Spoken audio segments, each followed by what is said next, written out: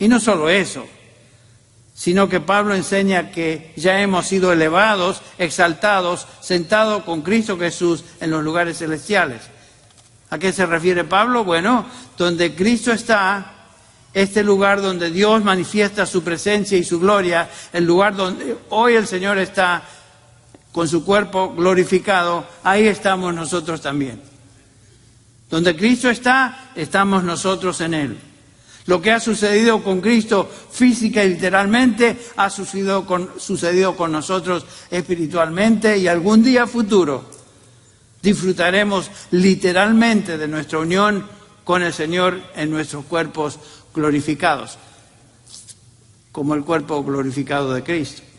¿Qué es lo que Pablo enseña en varios lugares, en varios pasajes? Por ejemplo, Colosenses 3, versículo 1 dice: si habéis pues resucitado con Cristo, buscad las cosas de arriba donde está Cristo a la diestra de Dios. Poned la mira en las cosas de arriba y no en las de la tierra. Porque habéis muerto, otra vez, es un hecho, y vuestra vida está escondida con Cristo en Dios. Cuando Cristo, nuestra vida, sea manifestado, escuchen eso, vean eso, entonces vosotros, dice, también seréis manifestados con Él en gloria. Cuando Cristo venga por su iglesia y le veamos como Él es en gloria, en ese momento seremos también transformados conforme a la imagen de Él, no solamente espiritualmente, sino con cuerpos glorificados. Estamos ahí con Él, sin embargo, ahora. Nuestra vida está escondida con Cristo en Dios, dice Pablo. Estamos esperando la gloria venidera que se manifestará cuando Él entonces sea manifestado, cuando Él venga por los suyos. En Filipenses 3, Pablo enseña algo similar, versículo 20, porque nuestra ciudadanía está en los cielos, noten eso, de donde también ansiosamente esperamos a un Salvador, al Señor Jesucristo, el cual transformará el cuerpo de nuestro estado de humillación, noten este cuerpo en el cual estamos, ese cuerpo va a ser transformado en conformidad al cuerpo de su gloria, por el ejercicio del poder que tiene aún de sujetar todas las cosas a sí mismo. Podemos comenzar a ver y notar y disfrutar lo que estar en Cristo significa. ¿Te das cuenta, querido hermano en Cristo, lo que ha pasado contigo? Puedes comenzar a entender la diferencia esencial entre quién eres tú en Cristo hoy y lo que eras antes. ¿Quién eres tú en Cristo hoy y el resto de la gente? Tú has pasado de una condición de absoluta incapacidad espiritual, que era la que nos encontrábamos todos, muerte, éramos Lázaros espirituales. Hemos pasado una situación, una nueva posición de incomparable y gloriosa bendición de estar en Cristo Jesús. ¿Por qué? Porque Dios intervino. Él lo hizo. Dios te ha colocado en Cristo. No es que un día tú dijiste, bueno, voy a buscar la religión, voy a tratar de, creo que el cristianismo es algo muy bueno, entonces voy a buscar a Cristo. Realmente, si has venido a Cristo, genuinamente eres hijo de Dios. El que andaba buscando no eras tú, porque Dios no se perdió. El que te buscó fue el Señor a ti y te dio vida. La obra es de Él. Él hizo la obra. Causó en nosotros tanto el querer venir a Él como también el hacer. Es la obra del Espíritu Santo en la vida de todo aquel que Él llama y redime. Hemos recibido vida con Cristo, el Señor nos resucitó con Cristo y con Cristo nos sentó en el lugar donde Él se encuentra hoy en gloria. En términos prácticos, me gustaría hacer algunas preguntas, algunas implicaciones de esta verdad, esta realidad para nosotros hoy. ¿Qué podemos aprender?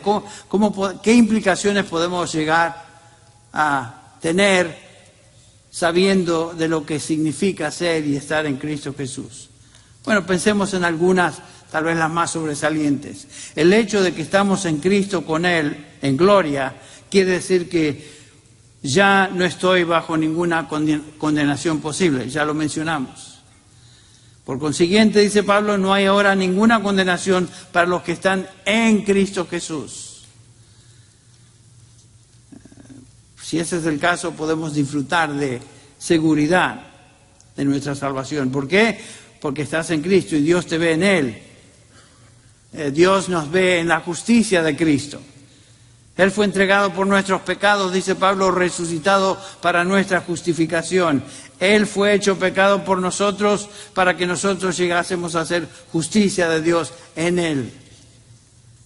Entonces, porque estamos en Cristo Jesús, es la única razón por la cual no hay condenación.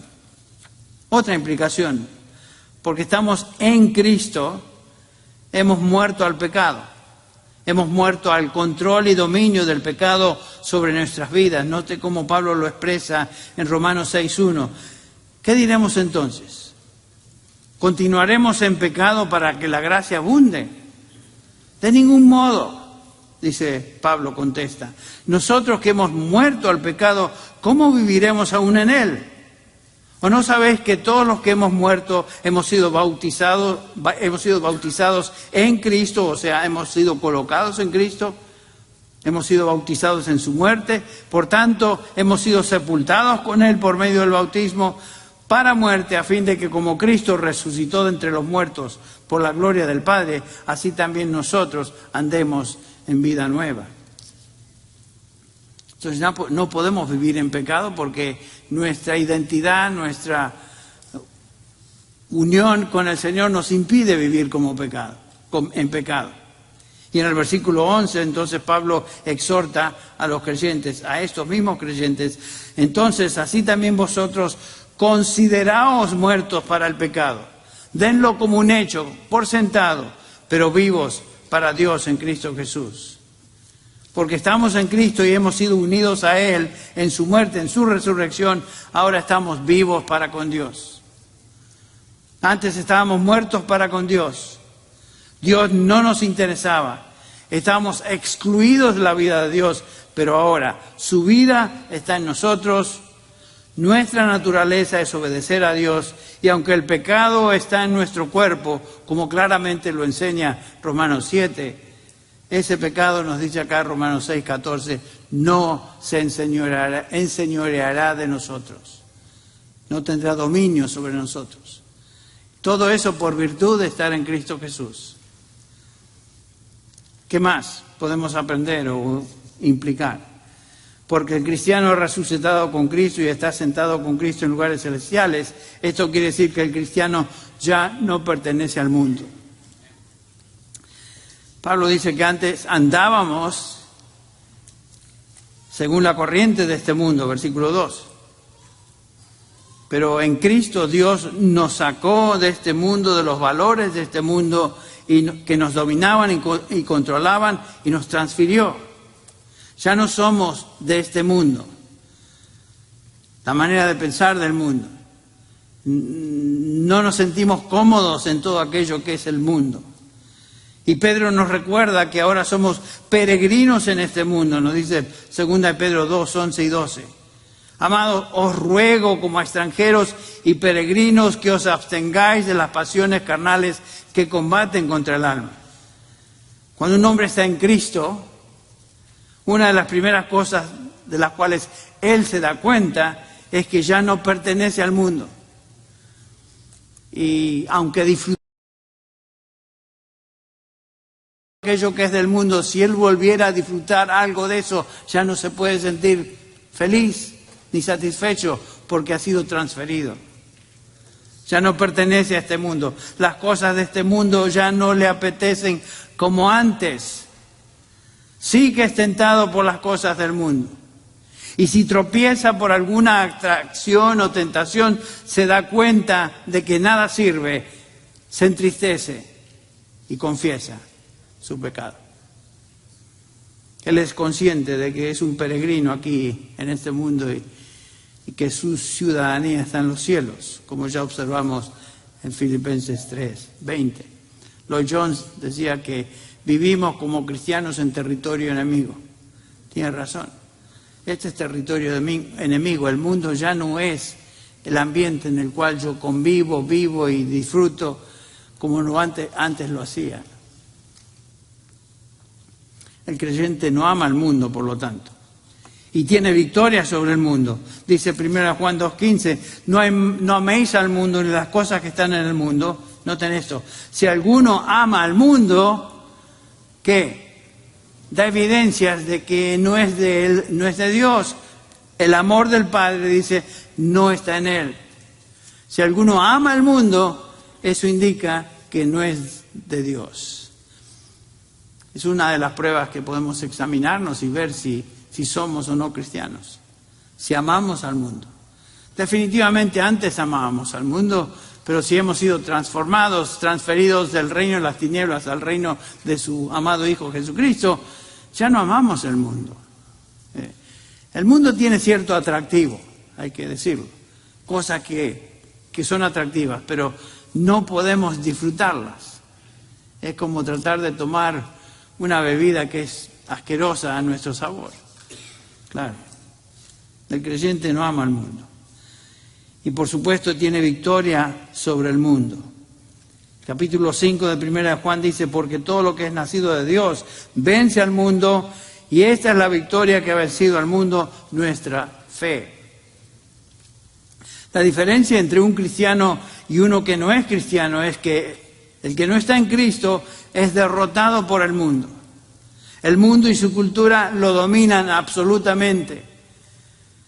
Hay una gran diferencia en estar en el mundo o que nosotros vivamos para el mundo.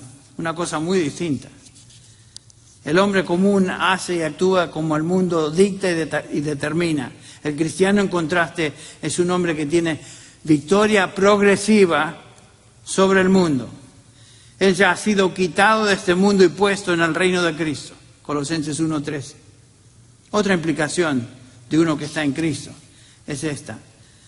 Es que el cristiano ha resucitado con Cristo y está en lugares celestiales con Cristo. Este hombre ya no está dominado por Satanás, el maligno que controla este mundo. ¿Qué hace el hombre que está dominado por el diablo? El Señor Jesús lo dice claramente en Juan, capítulo 8, versículo 44. El que no conoce a Cristo y pertenece al mundo, hace los deseos de su padre, que es el maligno, el diablo. Y Jesús dijo, vosotros sois de vuestro padre el diablo y queréis hacer los deseos de vuestro padre. Él fue homicida desde el principio, no se ha mantenido en la verdad, porque no hay verdad en él. Cuando habla mentira, habla de su propia naturaleza, porque es mentiroso y padre de mentira. Si hay algo que caracteriza a la gente del mundo es que son mentirosos. Los políticos son mentirosos. Estamos observando todas estas cosas que están sucediendo a nivel nacional e internacional y ya no sabemos a quién creer. ¿Quién dice la verdad? Bueno, el mundo se caracteriza por ser mentiroso porque son hijos del maligno que está en control de este mundo.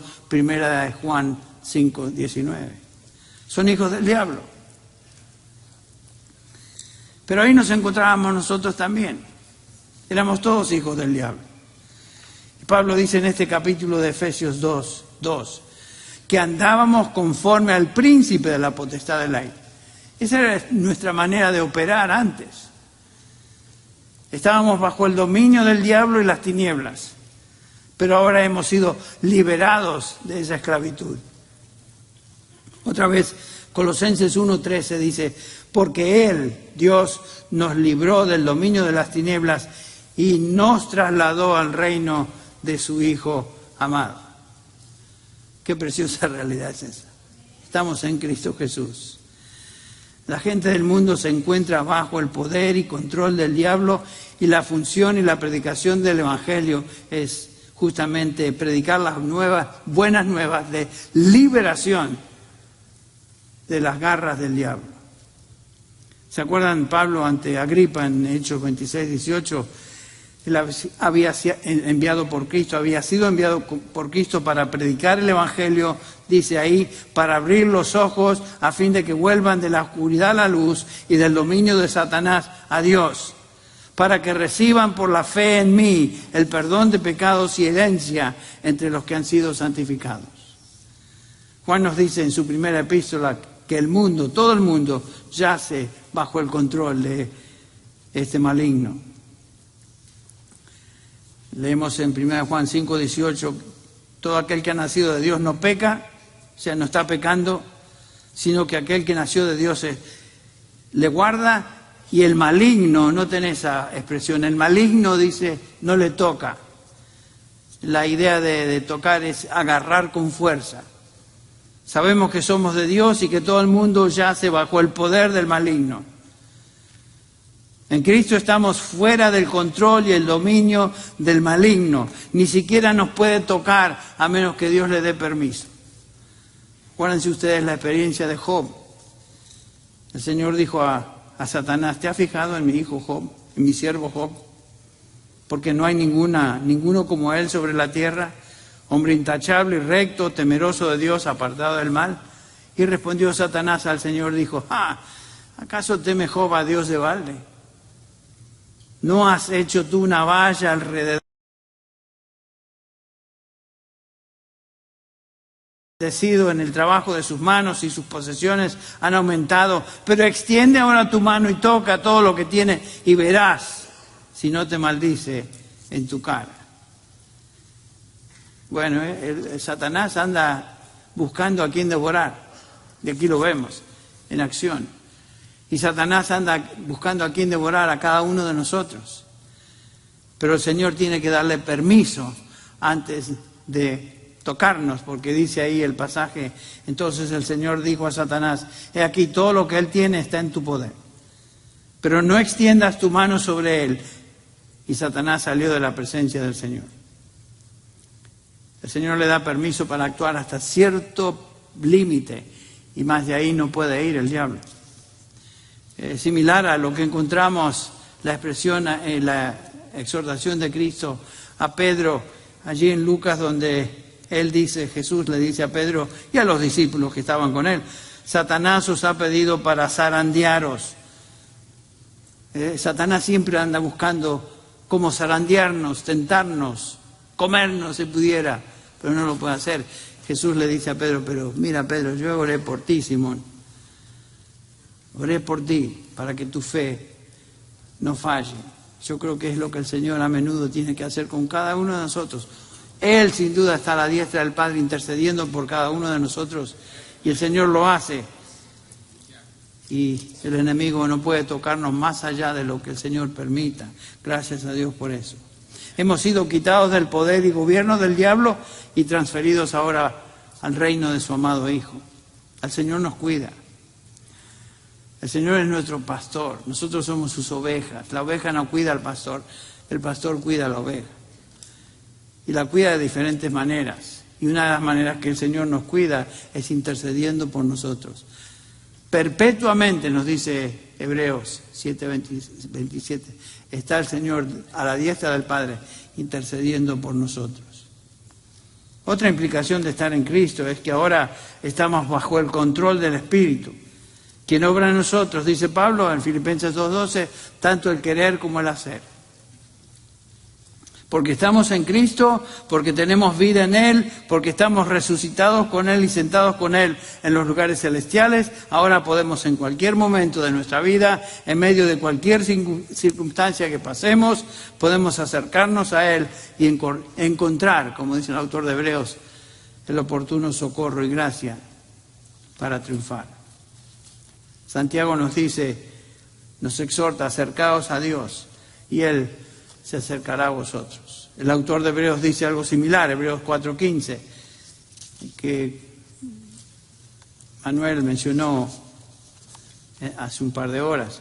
porque no tenemos porque no tenemos un sumo sacerdote que no pueda compadecerse de nuestras flaquezas, sino uno que ha sido tentado en todo como nosotros, pero sin pecado. Por tanto, acerquémonos con confianza al trono de gracia para que recibamos misericordia y hallemos gracia para la ayuda oportuna.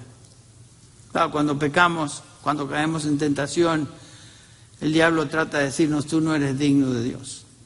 Tú no puedes acercarte. Es cierto que no somos dignos, pero claramente este es su mandamiento: acerquémonos, vengamos a Él, confesemos nuestros pecados, porque Él es fiel y justo para perdonar y limpiarnos de toda maldad. Y para concluir hoy, en esta noche, otra implicación, recordemos lo siguiente: que si tú y yo estamos en Cristo Jesús, eso nos da seguridad eterna. La salvación es completa en Él. Tu vida, tu resurrección, tu ascensión a los lugares celestiales es un hecho hoy, ahora y en este momento. No estamos esperando, como mencioné, algo futuro, sino que estamos esperando, es una realidad presente. Estamos en Cristo Jesús y por lo tanto, como ya mencioné, no hay condenación en Él. No existe la idea en el Nuevo Testamento de que uno está en Cristo en un momento y fuera de Cristo en otro momento. Estoy en Cristo hoy, mañana tal vez no.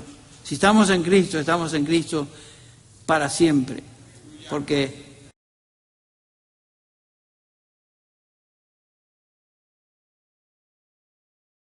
ahí estamos nosotros, para siempre jamás. Nada puede cambiar eso. Si nuestra vida está escondida con Cristo en Dios, quiere decir que nada ni nadie puede tocar nuestra vida. Estamos libres de condenación. Estamos libres obviamente no de acusación del diablo, pero estamos libres de las garras y el poder de Satanás y del infierno. Tenemos vida eterna y seguridad eterna. La pregunta es: ¿entendemos esta realidad? ¿Estamos descansando en esta verdad? Oh, que el Señor nos dé gracia. Y me incorporo en este deseo y anhelo que Él nos dé gracia de entender y vivir continuamente conforme a la luz de las bendiciones que son nuestras en Cristo Jesús. Que el Señor nos conceda tal vez esta oración preciosa del apóstol Pablo por los creyentes en Éfeso. Y con esta oración de Pablo terminamos.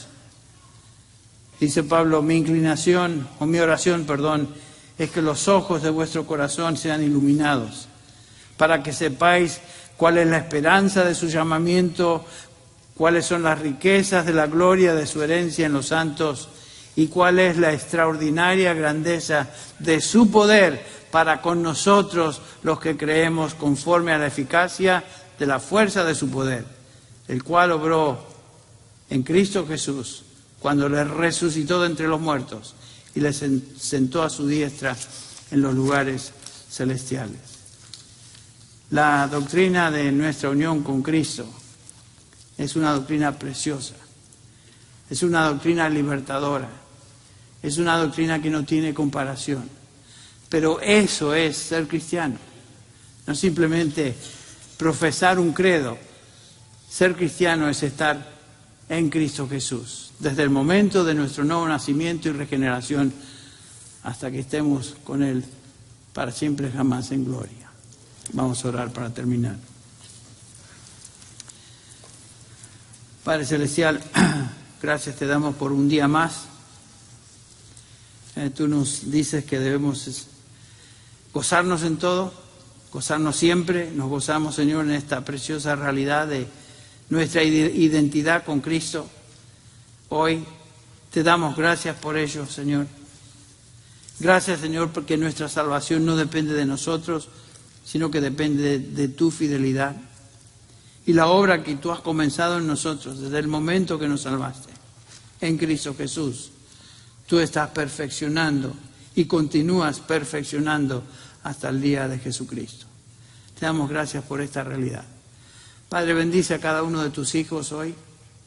Ha sido un largo día, un día donde tal vez experimentamos cierto cansancio, Pedimos, Padre, que al despedirnos tú nos des tu paz, tu bendición, tu protección.